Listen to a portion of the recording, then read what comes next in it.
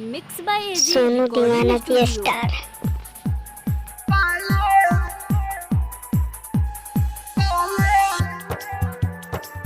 आप सुन रहे हैं एजी एंटरटेनमेंट की धमाकेदार प्रस्तुति।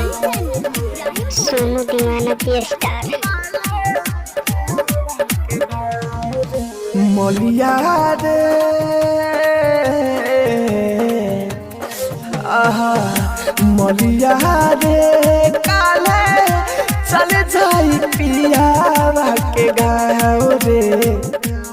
सोनू दीवाना की मलिया रे काले चल जाई पियावा के गाँव रे।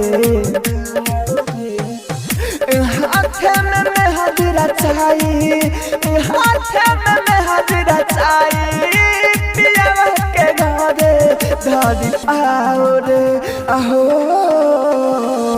मलिया रे काले चल जाई पियावा के गाँव रे। मलिया रे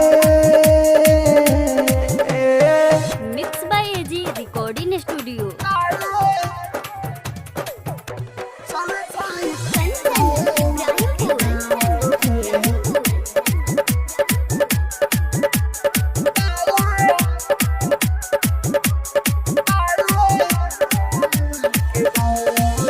छोड़ के अकेला जाई करी का बोल रे भाई। हम न जननी की ऐसे करी बेवफाई। छोड़ के हमारा के जाई करी का बोल रे भाई। हम न जननी की ऐसे करी बेवफाई।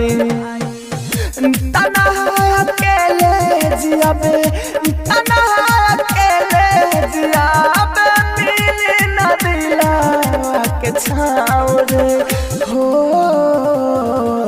मलिया रे काले चल जाई पियावा के गाँव रे।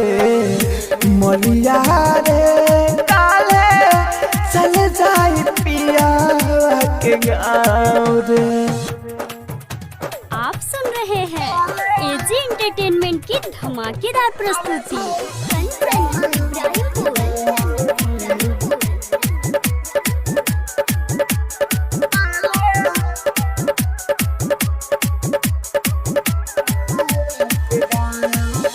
गोडू गोला देनी तू सुना दादा दे राहुल के मुना।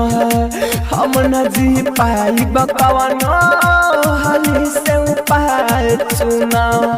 गोडू गोला देनी तू सुना दादा दे राहुल के मुना। हम न जी पाई बकवाना हाली से उपाय चुना।